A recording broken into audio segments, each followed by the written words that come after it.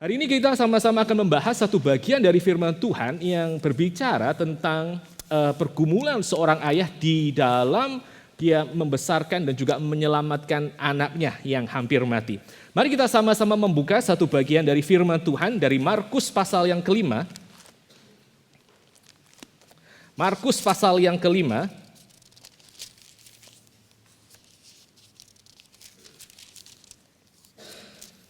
Markus pasal yang kelima kita akan melihat kisah bagaimana Tuhan Yesus membangkitkan anak Yairus. Kita akan melihat Markus pasal yang kelima ayat yang ke-21 sampai 24. Dan setelah itu kita lanjutkan dari ayat ke-35 sampai 42. Markus pasal yang kelima ayat ke-21 sampai 24 dan 35 sampai 42. Kalau sudah dapat saya akan bacakan bagian ini untuk Bapak, Ibu, dan saudara sekalian. Sesudah Yesus menyeberang lagi dengan perahu, orang banyak berbondong-bondong datang lalu mengerumuni dia, sedang ia berada di tepi danau.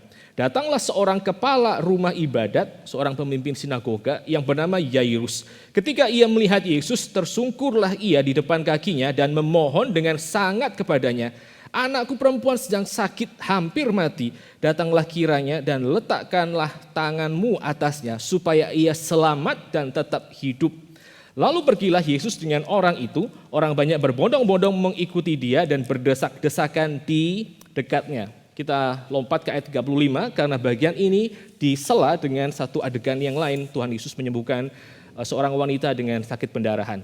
Kita lompat segera ke ayat ke-35 sampai 42. Ketika Yesus masih berbicara, datanglah orang dari keluarga kepala rumah ibadat itu dan berkata, "Anakmu sudah mati. Apa perlunya lagi engkau menyusahkan guru?" Tetapi Yesus tidak menghiraukan perkataan mereka dan berkata kepada kepala rumah ibadat, "Jangan takut, percaya saja." Lalu Yesus tidak memperbolehkan seorang pun ikut serta kecuali Petrus, Yakobus, dan Yohanes, saudara Yakobus. Mereka tiba di rumah kepala ibadat dan di sana dilihatnya lah orang-orang ribut menangis dan meratap dengan suara nyaring. Sesudah ia masuk, ia berkata kepada orang-orang itu, "Mengapa kamu ribut dan menangis? Anak ini tidak mati tetapi tidur." Tapi mereka menertawakan dia. Maka diusirnya semua orang itu, lalu dibawanya ayah dan ibu anak itu dan mereka yang bersama-sama dengan dia masuk ke kamar anak itu. Lalu dipegangnya tangan anak itu, katanya, "Talitakum," yang berarti, "Hai anak, aku berkata kepadamu, bangunlah." Seketika itu juga anak itu bangkit berdiri dan berjalan, sebab umurnya sudah 12 tahun. Semua orang yang hadir sangat takjub. Demikian pembacaan firman Tuhan. Nah, saudara, Injil Markus itu merupakan Injil yang pertama kali ditulis, dan Injil ini punya satu keunikan. Yaitu apa? Di dalam Injil Markus, adegan Tuhan Yesus itu berurusan dengan anak-anak itu merupakan satu adegan yang diulang berkali-kali di dalam sepanjang seluruh Injil. Jadi kalau saudara membaca Injil Markus dan saudara sengaja tuh mencari kapan Tuhan Yesus bicara tentang anak-anak dan kapan Tuhan Yesus itu dia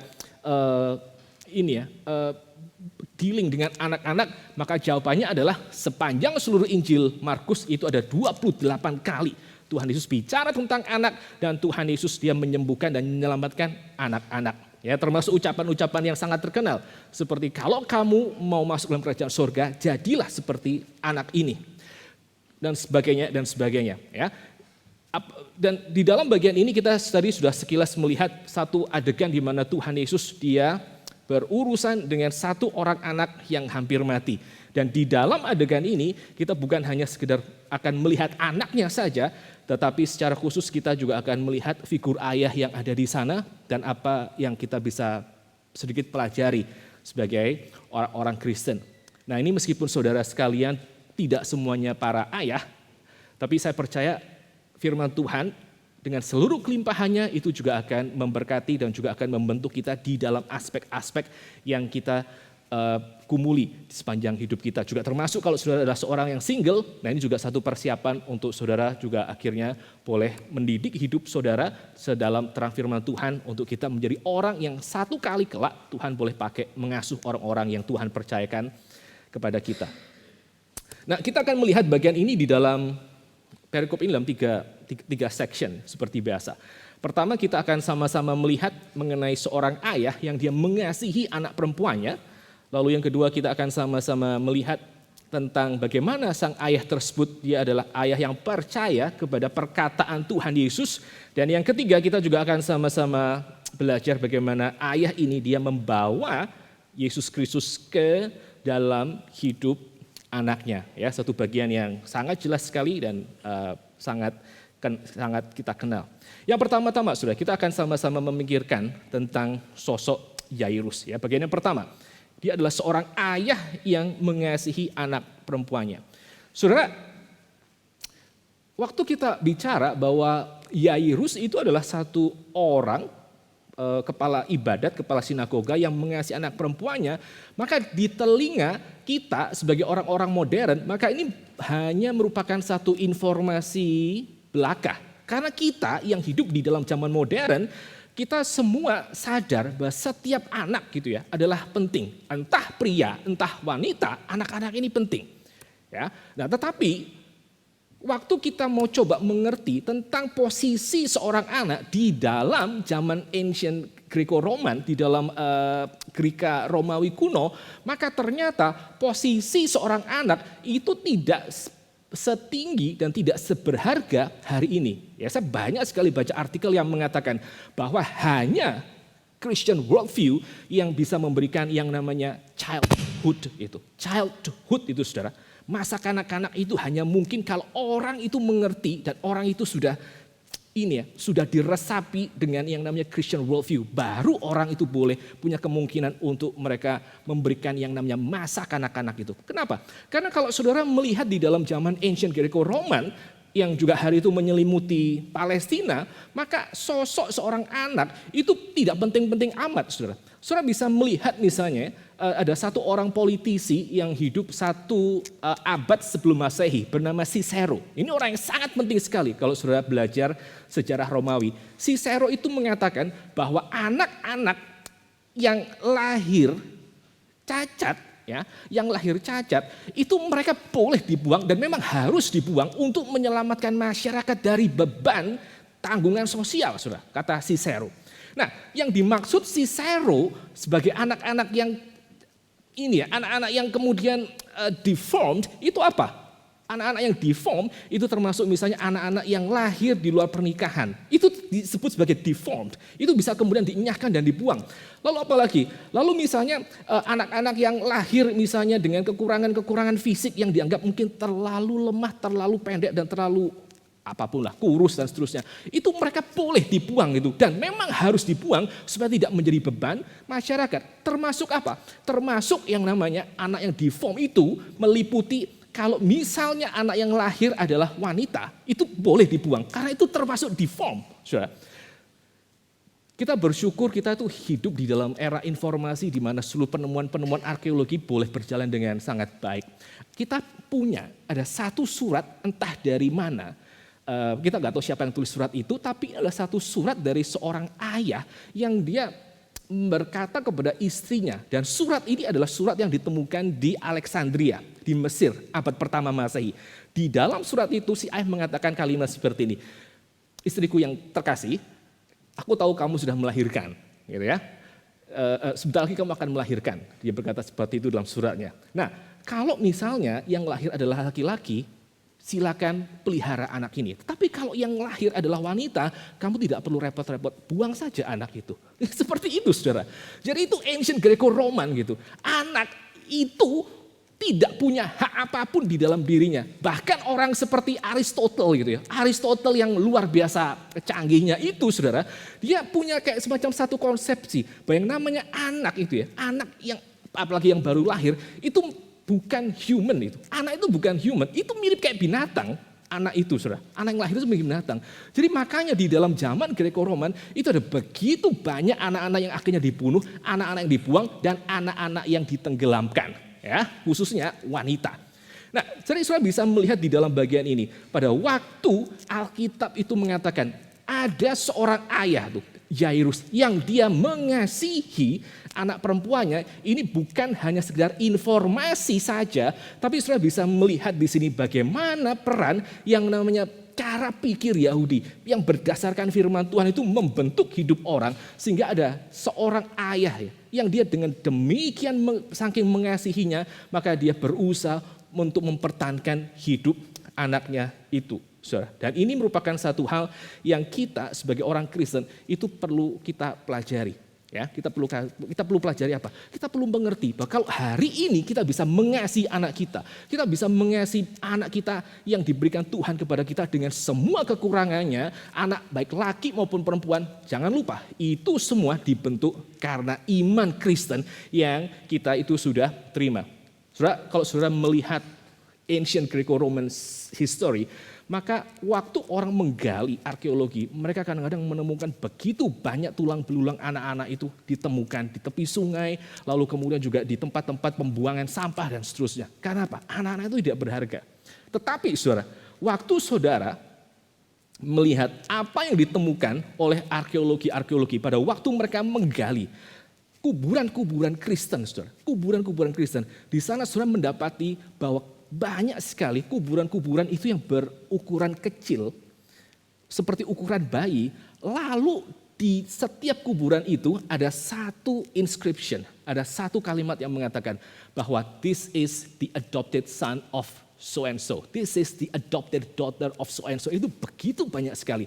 Dengan kata lain apa? Waktu saudara mempelajari arkeologi di mana komunitas Kristen itu tinggal, maka mereka banyak sekali mengadopsi anak-anak yang ditelantarkan seperti ini. Mereka berusaha untuk pelihara, meskipun akhirnya mereka mati, anak-anak ini mati, tetap maka anak-anak ini yang dibuang, mereka menerima identitasnya. Ini adalah anak angkat dari keluarga ini, adalah anak perempuan angkat dari keluarga ini. Itu apa itu? Itu Judeo-Christianity, saudara. Jadi sekali lagi waktu kita sama-sama melihat bagian ini, kita menemukan bahwa tanggung jawab orang Kristen, seorang ayah Kristen adalah kita mesti mengasihi anak-anak kita sepenuh hati. Entah dengan kekurangan mereka, entah meskipun mereka punya kelemahan apa, kita perlu belajar untuk mengasihi mereka. Sama seperti yang kita lihat di dalam bagian ini. Saudara, salah satu kesulitan kita sebagai ayah, saudara akan tahu bahwa kita yang melayani sebagai ayah di keluarga kita tuh membawa luka-luka kita sendiri. Ya, kita membawa harapan-harapan kita yang tidak pernah terwujud di masa lalu. Sehingga pada waktu kita akhirnya berjumpa dengan anak-anak kita, kadang-kadang tanpa sadar kita tuh mentransfer pengharapan kita kepada anak-anak ini. Ya, kita mengharapkan mereka untuk mereka bertumbuh dan mereka menambal luka atau pengharapan-pengharapan yang kita tidak pernah wujudkan di dalam masa hidup kita. Ya, jadi tanpa sadar kita memperlukan anak-anak itu sebagai apa? Memperlukan anak-anak itu sebagai kayak semacam satu terapi untuk jiwa kita. Ya, kita berusaha supaya anak itu lahir dan besar dengan sangat baik supaya apa? Itu menambal kebutuhan kita, menambal pride kita. Kadang-kadang kita melihat bahwa yang namanya anak-anak pada waktu dilahirkan, lalu kita menemukan ada anak-anak tertentu di dalam keluarga kita yang akhirnya mereka punya bakat lebih tinggi dari anak yang satu. Mereka mungkin punya satu karakter yang kita lebih suka gitu. Dan kita tanpa sadar sebagai orang tua gitu ya, kita mulai pelan-pelan memperlakukan anak itu kemudian secara berbeda. Dua hal ini, memperlakukan anak sebagai trofi kita gitu, dan juga memperlakukan anak dengan favoritisme, ini adalah dua hal yang sangat-sangat berbahaya. Karena pada waktu kita memperlakukan anak itu sebagai trofi dan juga sebagai favoritisme, saudara, yang satu kita lebih sayang, yang satu kemudian kita abaikan, maka sebetulnya kita tidak sedang memperlakukan anak itu sesuai dengan apa yang Tuhan rencanakan. Kita tidak memperlakukan anak itu sebagai gambar dan rupa Tuhan yang memang kita itu harus kasihi. Nah, saya tahu ya, di dalam kehidupan kita sebagai orang tua ada begitu banyak hal yang sulit. Saudara pernah nggak? Waktu saudara itu kenal dengan satu orang gitu ya, atau dia di dalam gereja atau di dalam tempat kerja, di dalam sekolah, saudara dikenal dengan satu orang. Lalu saudara itu berusaha untuk dekat dengan orang gitu. Tapi waktu saudara itu berusaha dekat, ternyata memang nggak bisa dekat gitu. Karena ya memang nggak cocok aja gitu. It happens, saudara. It happens gitu kan. Ya, saudara ngerti kan. Saudara kadang-kadang ketemu dengan satu orang, ngomong sebentar, langsung saudara rasa cocok. Kayaknya kita bisa sama-sama jadi teman sampai akhir sekolah. Ada orang-orang yang kita juga udah berasa ngomong terus kita main bareng, ya sudah cuma segitu-gitu saja. Nah, apa yang kita itu alami di dalam relasi sosial dengan teman kita, itu juga bisa terjadi, saudara, di dalam keluarga kita sendiri. Kadang-kadang ada orang tua yang punya anak, terus entah gimana antara orang tua dan anak itu karakternya nggak cocok gitu. Ya, benar-benar nggak cocok gitu. Kita bisa lebih cocok sama satu anak yang ini, terus meskipun kita berusaha untuk dekat dengan anak yang lain, tetap kemudian tidak cocok. Nah, itu bagaimana? Nah, saudara, sekali lagi, sebagai orang Kristen, pergumulan-pergumulan seperti ini adalah pergumulan-pergumulan yang real. Tetapi jangan lupa, kita itu dipanggil, saudara. Kita sebagai ayah itu dipanggil untuk mengasihi setiap anak-anak. Kita dipanggil untuk memperlakukan anak-anak itu dengan yang sama. Kita dipanggil untuk mencurahkan seluruh isi hati kita dan memberikan yang terbaik untuk anak-anak tersebut. Entah misalnya anak ini punya bakat setinggi apa, entah misalnya anak ini mungkin melukai hati kita seperti apa, tetapi itu merupakan panggilan kita sebagai seorang ayah Kristen. Dan itu yang kita melihat di dalam hidup Yairus. Dia cuma punya satu anak gitu. Dan satu anak itu adalah anak perempuan. Dan sebagai seorang yang punya anak perempuan, herannya dia tidak abaikan anak perempuannya ini. Pada waktu lahir dia besarkan sampai usia 12 tahun dan dia terus mengasihi dia. Nah, bagian yang lain yang kita mau lihat bahwa bukan hanya Yairus itu mengasihi anak perempuannya, satu hal yang sebetulnya ditolak dan diabaikan oleh seluruh masyarakat hari itu. Tetapi pada waktu saudara melihat lagi ya saudara, salah satu hal yang membuat Yairus itu menjadi seorang ayah yang perform, bukan well gitu sebagai seorang ayah Kristen, bukan cuma karena dia mengasihi anaknya dan melawan seluruh norma-norma sosial yang hari itu berusaha untuk dimasukkan ke dalam kebudayaan Yahudi. Tetapi Yairus mengasihi anaknya sebagai seorang yang helpless, a helpless father. Waktu orang mengasihi anaknya, itu satu hal yang baik, tetapi juga orang harus belajar, kita mesti belajar untuk mengasihi anak kita dengan perasaan apa? Dengan perasaan saya itu helpless. Saudara, waktu saudara lihat bagian ini, anak Yairus itu sakit keras dan sudah hampir mati. Dan itu membuat Yairus itu mengalami yang namanya putus asa. Dia desperate. Dan pada waktu dia desperate, saudara lihat di dalam ayat-ayat yang tadi kita baca, dari ayat yang ke-22 dan 23. Yairus ketika dia melihat Yesus, dia tersungkur depan kakinya dan memohon dengan sangat itu. Itu apa? Ini adalah seorang ayah yang helpless, karena dia punya seorang anak wanita yang juga helpless. Ini a helpless dad with a helpless daughter. Tapi justru karena ayah ini tahu bahwa dia tuh helpless dengan mengurus anak ini, dia menjadi seorang ayah yang baik. Karena dengan demikian, dengan helplessness-nya itu, saudara, dia akhirnya pergi dan dia mencari Yesus Kristus. Nah, ini dua hal yang kita tidak bisa abaikan. Kita tidak bisa hanya sekedar mengasihi anak-anak kita, memberikan yang terbaik begitu saja. Tapi kita juga mesti belajar untuk kita punya perasaan helpless di dalam kita membesarkan yang namanya anak-anak. Nah, ada dua temptation yang sangat besar pada waktu kita menjadi orang tua gitu. Pertama apa? Pertama adalah kita itu rely kepada kemampuan diri kita sendiri untuk membesarkan mereka. Ya, saya mungkin punya resources yang sangat banyak, saya mungkin punya kemampuan untuk kasih mereka sekolah yang paling baik, saya mungkin punya sarana yang luar biasa baiknya untuk dia mengembangkan diri di dalam berbagai macam bakat-bakatnya. Saya percaya saya bisa menjadi ayah yang baik karena saya punya resources itu. Nah, itu satu temptation. Temptation yang kedua adalah bukan kita bersandar kepada diri kita saja, tapi kita juga bersandar kepada karakter anak gitu. Saya percaya gitu. Sorry, kekencengannya.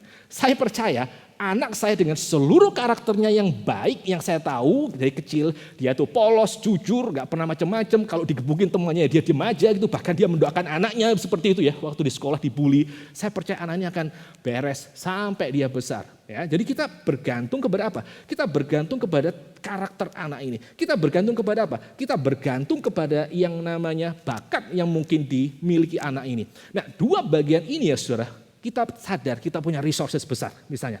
Kita tahu anak kita punya bakat atau punya karakter yang baik. Nah, dua hal ini saudara, kalau saudara tidak hati-hati, itu sangat mungkin akan justru menghancurkan hidup saudara dan menghancurkan seluruh usaha saudara untuk membesarkan anak ini. Karena apa?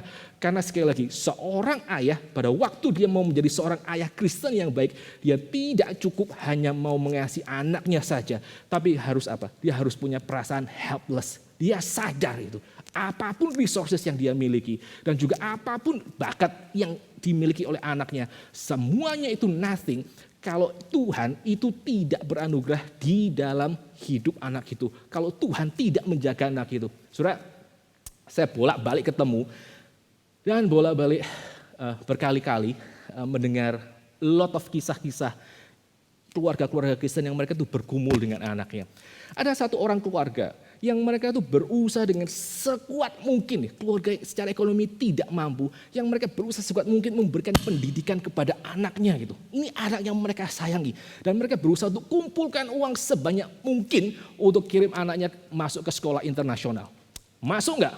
Masuk, anaknya masuk ke sekolah internasional. Ya, keluarga ini luar biasa sangat bersyukur. Ya, sampai mereka ketemu satu hal, cilakanya waktu anak ini masuk ke sekolah internasional, orang tuanya bisa biayain uang sekolahnya, yang tidak bisa mereka biayain adalah apa? Adalah gaya hidup di sekolah internasional itu. Gitu ya. Uang mereka cuma cukup masukin anak di situ. Tapi uang mereka tidak cukup kalau misalnya harus compete dengan teman-teman mereka yang kalau liburan ke Eropa, ke Amerika Selatan, lalu ke Afrika, lihat savana dan seterusnya, mereka nggak bisa gitu. Nah, anak itu frustasi, saudara, karena dia cuma bisa liburan ya di lokal-lokal situlah gitu, misalnya ini ceritanya di Jakarta, dia cuma bisa liburan di dalam negeri saja. Dia nggak bisa keliling jalan-jalan ke Eropa, ke Skandinavia, lihat aurora, kejar-kejaran dengan beruang, nggak bisa itu, nothing gitu, nothing, saudara. Lalu sampai akhirnya anak ini saking frustrasinya, dia marah kepada orang tuanya, dia ngomong satu hal. Dasar ya, nasibku sial karena aku dilahirkan di dalam keluarga yang miskin. Ini anak sekolah internasional, saudara. Sekolah internasional, tapi apa? Ya nggak bisa apa-apa gitu. Nggak peduli orang ini punya resources berapa banyak untuk kirim anak ke sana. Tidak peduli anak ini mungkin punya pinter, punya karakter seperti apa. Tapi kalau anugerah Tuhan itu tidak turun. Kalau orang itu tidak gentar berhadapan dengan Tuhan, minta itu. Anugerah yang tidak layak itu diberikan kepada anaknya dan kepada dirinya. Maka semua resources kita itu mungkin akan berbalik menjadi sumber sakit hati yang tidak berkesudahan. Saudara, waktu hari itu saya ketemu dengan Pendeta Stephen Tong tahun 2019 di Sydney. Pak Tong itu kemudian tanya satu pertanyaan ini. Dia mengatakan seperti ini, kamu waktu pelayanan, setelah selesai studi dari Sydney, kamu mau kemana? Mau pelayanan kemana?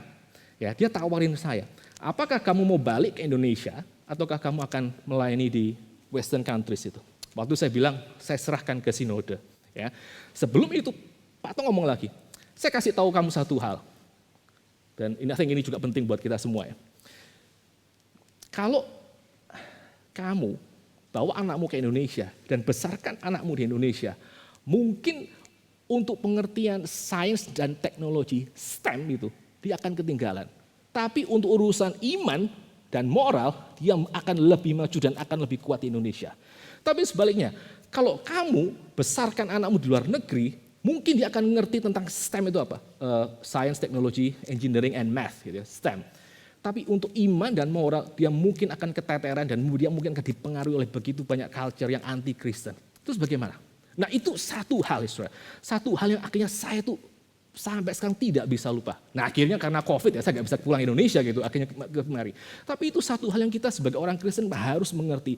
Waktu kita tuh pindah dari Indonesia ke sini, jangan lupa di sini dengan seluruh kemewahannya, dengan seluruh kelancarannya, itu juga punya bahaya sendiri. Itu juga bisa apa? Itu juga bisa menggeser satu perasaan kita bahwa kita nih helpless dan kita bergantung kepada Tuhan yang kita tuh miliki loh. Waktu kita tuh ada di Indonesia.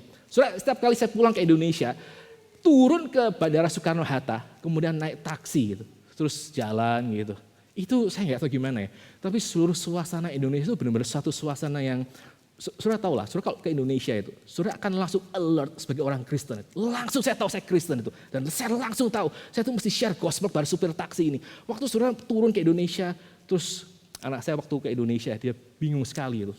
Jadi itu suara apa ya gitu ya? Oh itu suara azan itu nak, itu orang berdoa. Gitu ya. Itu satu airport kedengaran semua. Perasaan seperti itu, saudara. Itu saudara tidak akan temui pada waktu saudara pindah ke sini. Tahu-tahu sepi, tenang gitu. Dan orang tidak rasa perlu untuk apaan sih Tuhan Yesus nggak penting-penting banget ya. Nah itu semua saudara, satu hal yang kita mesti perhatikan itu, jangan lupa kita sebagai orang Kristen dimanapun, kita mesti tahu kita ini helpless. Membesarkan anak sampai akhirnya dia waktu besar, dia betul-betul setia kepada Tuhan, berjalan dengan Tuhan, itu satu hal yang betul-betul yang namanya anugerah Tuhan. Makanya apa? Kita perlu community bersama untuk saling menjaga dan untuk menjadi satu arus tandingan supaya anak-anak kita tidak dibentuk oleh culture yang sekuler ini. Itu poin yang pertama. Ini seorang ayah yang dia mengasihi anaknya. Dan bukan cuma hanya mengasihi anaknya, tapi dia juga apa? Dia mengasihi in his helplessness.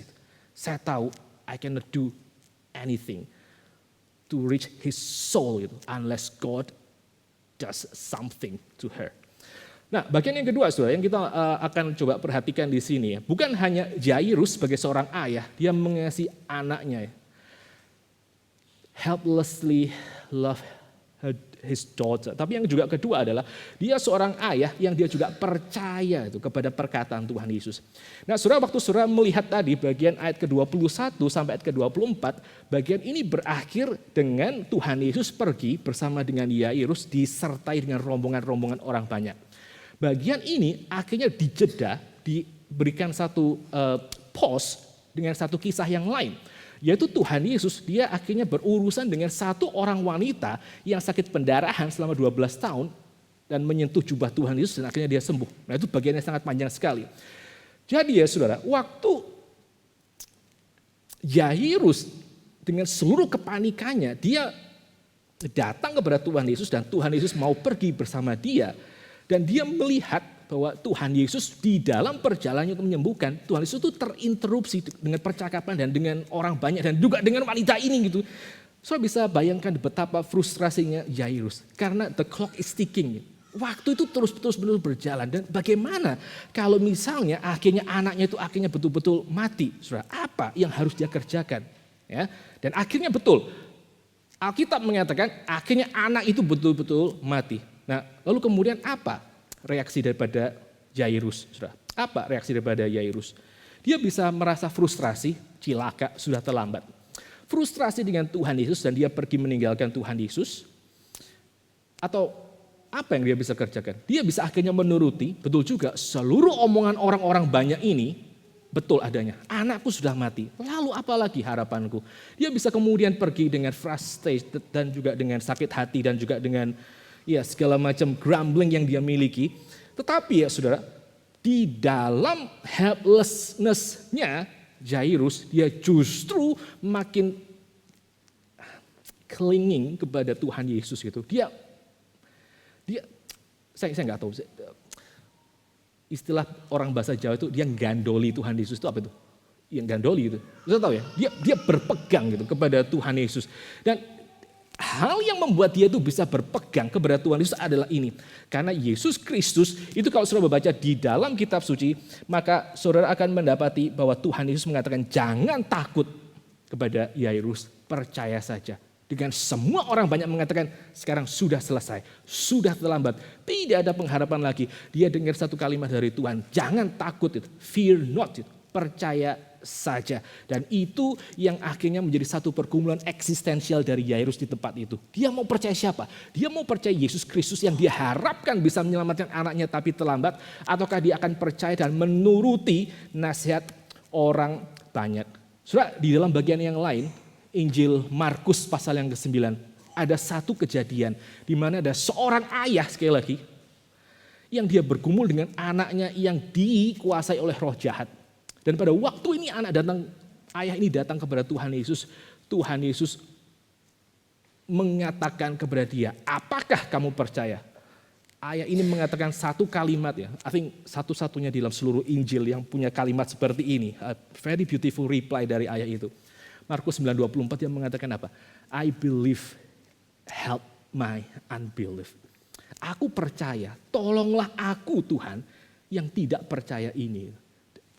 Saya percaya, saya pikir ya saudara, saya punya asumsi bahwa pada waktu Jairus, dia mendengar omongan Tuhan Yesus, jangan takut, percaya saja.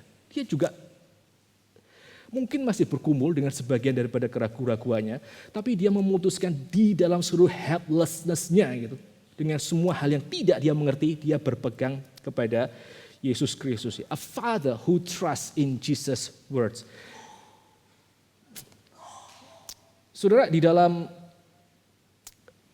culture kita, kalau saudara ketemu dengan banyak orang dan saudara coba untuk kemudian ngomong Injil di sini, ya, maka orang itu cenderung untuk tidak melihat Tuhan Yesus sebagai satu sosok yang relevan.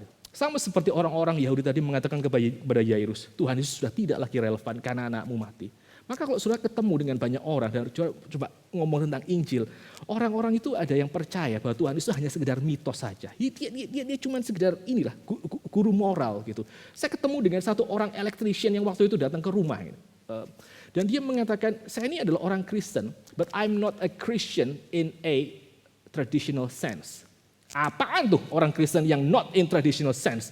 Dan dia mengatakan, well, I no longer go to church. Saya tidak lagi datang ke gereja, but I still practice Jesus teaching. Ya, saya masih mempraktekkan ajaran Tuhan Yesus seperti mengasihi orang lain, hidup jujur dan segala macam. Ya, Yesus Kristus hanya kemudian direduksi sebagai guru moral itu, sebagai apa? Sebagai kalau zaman dulu pelajaran PMP, kalau saya pasti tahu, PPKN, cuma itu, saudara. Cuma itu. Dia nggak lagi relevan, saudara. Nah, tantangan kita sebagai ayah di dalam zaman sekuler ini adalah itu. Apakah kita itu mau mendengarkan yang namanya apa yang dikatakan oleh orang tentang Yesus Kristus? Dia tidak relevan, dia mungkin hanya sekedar mitos, dia hanya sekedar nabi yang kemudian diangkat terlalu tinggi, dan dia hanya sekedar produk dari konsili Nisea abad keempat atau apa gitu. Nah, pada waktu kita tidak berpegang kepada perkataan Tuhan Yesus dan kita tahu siapa dia berdasarkan apa yang dia katakan, saudara, maka tidak heran kita sebagai orang-orang Kristen kita tidak akan punya passion yang sangat kuat untuk kita sendiri mau datang dan kita juga mau bersandar kepada Yesus Kristus itu. Makanya saudara, kita sebagai orang Kristen itu, ya, kita sebagai orang Kristen, kita sebagai ayah Kristen, kita mesti bertanya, sejauh mana saya tuh kenal Yesus Kristus dengan semua perkataan orang-orang yang ada di dalam dunia ini itu. Apakah saya masih percaya kepada dia sebagaimana apa yang dia katakan, dan apakah saya masih punya passion yang sama gitu, yang keluar betul-betul dari conviction saya. Apa yang kita bicarakan hari ini, saudara, itu bukan hanya untuk saudara yang sekarang adalah seorang ayah, tapi juga sekaligus untuk saudara yang juga single, ya, juga single. Saya juga dulu pernah jadi single, saudara. Apa sih implikasinya gitu? Saudara, waktu kita mikirin bagian ini ya, bagaimana our culture itu bisa mempengaruhi kita mesti sadar satu hal. Bahwa kalau kita sendiri nih, saudara, saya nggak tahu ya, di dalam your singleness gitu. Waktu saudara itu single dan saudara itu pelan-pelan mulai menikmati itu pembentukan culture bahwa Christian faith tidak penting, bahwa yang namanya bertumbuh dalam Kristen itu, di dalam kekristenan itu ya tidak relevan, ya itu sekedar your opinion, itu ya cuma sekedar hobimu belaka. Pada waktu kita tuh menurunkan standar kita sebagai orang Kristen, nah saudara mesti tahu ada bahayanya. Bukan bahayanya itu kepada diri saudara sendiri saja. Saudara pelan-pelan jadi dingin, pelan-pelan jadi indifferent kepada Yesus Kristus. Tetapi saudara, semakin saudara itu menjadi indifferent, menjadi semakin tidak peduli kepada Yesus Kristus, maka standarmu untuk kamu mencari pasangan hidup itu juga akan lama-lama akan menjadi semakin turun. Kalau orang itu tidak rasa Yesus Kristus itu penting-penting banget, maka dia juga tidak keberatan untuk apa? Untuk dia akhirnya menikah dengan orang yang juga sama-sama pikir Yesus Kristus tidak penting-penting banget. Dan pada waktu dua orang ini menikah, saudara, waduh saudara bisa bayangkan tuh betapa sulitnya pada waktu mereka kemudian akan membesarkan anak-anak, pada waktu mereka bergumul menjadi seorang ayah dan menjadi seorang ibu yang akhirnya mereka boleh menjadi keluarga yang saleh dan punya anak-anak yang mengasihi Tuhan. Saya tuh bolak-balik dengar saudara kalimat seperti ini. Ya maklum lah Pak. Satu kali ya, saya ketemu dengan satu orang guru sekolah minggu. Seorang laki-laki guru sekolah minggu. Dia ngajar kelas, I think anak kelas 3 SD, 3 year 3 dari primary school. Kelasnya tuh ribut luar biasa dan dia tidak bisa menangani. Nah si guru pria ini punya pacar. Gitu. Lalu kemudian dia keluar dari kelas itu dan dia ngomong sama saya. Ya, saya tanya, kelasmu kok ribut banget ya? Itu anak-anak luar biasa nakal-nakalnya di sana ya. Mereka bisa gebuk-gebukan dengan temannya, lempar-lempar mainan. Terus si guru pria ini ngomong seperti ini. Ya Pak, ini memang adalah salah satu kelemahan saya. Saya tuh orangnya tidak bisa tegas. Ya, termasuk kepada anak-anak yang kelas 3 itu, saya tidak bisa tegas. Saya langsung mikir, saudara. Lah kamu ini punya pacar gitu. Kamu ini punya pacar. Terus kalau kamu seperti itu bagaimana, Saudara? Saya juga lebih heran lagi. Kok ya pacarnya tuh mau pacaran sama dia gitu. Itu berkali-kali itu saya dengar itu. Ya maklum lah masih muda belum bisa tanggung jawab tapi punya pacar gitu. Tapi punya pacar, Saudara. Lah terus pacarnya tuh lihat apa malam ini gitu. Saudara, waktu saudara, sekali lagi ya, kita kalau mengaplikasikan prinsip itu dalam masalah iman, hal yang sama juga terjadi. Waktu kita semakin lama semakin tidak peduli pada Yesus Kristus, kita akan ended up gitu, dengan orang yang juga sama-sama tidak peduli gitu, ya, sama-sama tidak peduli. Dan pada waktu dua-dua ini sama-sama tidak peduli dengan apapun tentang Yesus Kristus dan mereka pelan-pelan lama-lama menjadi dingin, Saudara, maka akan sangat sulit sekali hari depan itu akan muncul keturunan-keturunan yang saleh. Sekali lagi, pelajaran yang kedua dari Jairus, dia bukan hanya mengasihi anaknya helplessly, tapi yang kedua dia mengasihi dia juga percaya kepada perkataan Yesus Kristus. Jangan takut, percaya saja. Ya. Lalu yang ketiga yang terakhir, yang ketiga yang terakhir pada hari ini adalah Jairus bukan hanya sekedar percaya kepada Yesus Kristus, tapi dia juga membawa Yesus Kristus ke dalam kehidupan anaknya. Seluruh kisah daripada Jairus adalah kisah tentang bagaimana Tuhan Yesus datang dan dia menyelamatkan anak yang sudah mati itu. Bukankah itu pemberian yang paling besar yang bisa diberikan oleh seorang ayah kepada anak perempuannya dalam hal ini? Yaitu apa? Yaitu hidup yang kekal itu karena dia mengenal siapakah Tuhan dan juru selamatnya.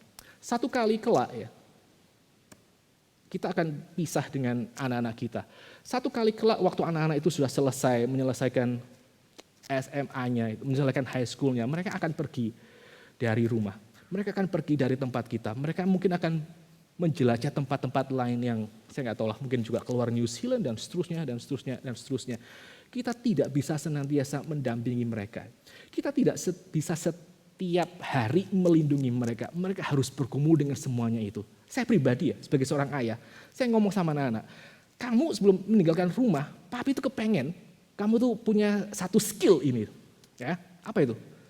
Ya paling nggak kamu ngerti terutama anak yang perempuan itu, ya paling nggak kamu belajar ini lah, Brazilian Jiu-Jitsu gitu, just in case something happen to you gitu, you know how to defend yourself and choke people. My point is, Saudara, kita tuh tidak bisa melindungi anak-anak kita gitu. Kita tidak bisa melindungi anak-anak kita setiap saat. Kita mungkin hari ini bisa melindungi anak kita dari bahaya di luar pada waktu mereka masih di rumah kita. Tapi jangan lupa, even ketika anak-anak itu di dalam rumah, kita juga tidak bisa melindungi mereka dari apa yang ada di dalam isi hati mereka. Kita nggak bisa. Ya, apalagi mereka keluar dari rumah kita dengan seluruh pergumulan-pergumulan mereka yang kita mungkin tidak pernah tahu. Satu-satunya hal yang kita bisa berikan kepada anak itu adalah apa? Adalah ini loh, Papa itu kenal dengan Tuhan Yesus Juru Selamat yang hidup itu. Dia bukan mitos, dia historically hidup. Dan dia pernah menyelamatkan hidup Papa dan Papa punya hidup yang kekal. Dan ini yang Papa mau kasih kepadamu. This is my greatest legacy. Bukan Rolex, bukan seluruh akte tanah ini, tapi pengenalan akan Yesus Kristus yang pernah menyelamatkan Papa pribadi. Itu yang Papa mau kasih kepadamu. Jairus, Saudara, di dalam pergumulannya, dia akhirnya membawa Yesus Kristus ke dalam hidup anaknya. Ke dalam hidup anaknya. Dan pada waktu Tuhan Yesus dia berjumpa dengan anak itu, dan Yesus mengatakan apa? Talitakum, bangkitlah. Dan anak itu bangkit. Hidup yang baru dari kematian itu yang diterima oleh anak tersebut. Dan betapa Jairus itu menjadi ayah yang sangat berbahagia. Karena bukan hanya dia mengasihi anak ini yang Tuhan percayakan kepadanya. Bukan hanya karena Jairus, dia secara pribadi dia cling kepada Yesus Kristus dengan semua firman-Nya di tengah semua keraguan orang lain. Tapi juga karena Jairus sebagai ayah, dia membawa Yesus Kristus datang kepada anak ini. Apa yang terjadi dengan anak Jairus bahwa dia bangkit dari kematian itu merupakan satu ilustrasi dari apa yang Yesus Kristus akan kerjakan kepada semua orang yang percaya kepadanya. Satu kali kelak maka bukan anak Jairus yang bangkit dari mati. Satu kali kelak di dalam ending daripada Injil Markus adalah siapa? Adalah anak sang Bapa. Yesus Kristus sendiri yang datang sebagai juru selamat, yang dia akhirnya mati untuk menebus semua orang-orang yang mati dalam dosa mereka, dan dia bangkit menjadi pokok hidup yang kekal dan dia bagikan kepada orang lain. Termasuk kepada siapa? Termasuk kepada setiap ayah yang punya anak-anak dan rindu supaya anak-anaknya boleh mengenal Yesus Kristus. Mari kita sama-sama tunduk kepala, kita masuk dalam doa dan berharap kiranya apa yang kita renungkan hari ini boleh menolong kita bertumbuh menjadi orang Kristen yang makin mengasihi Tuhan.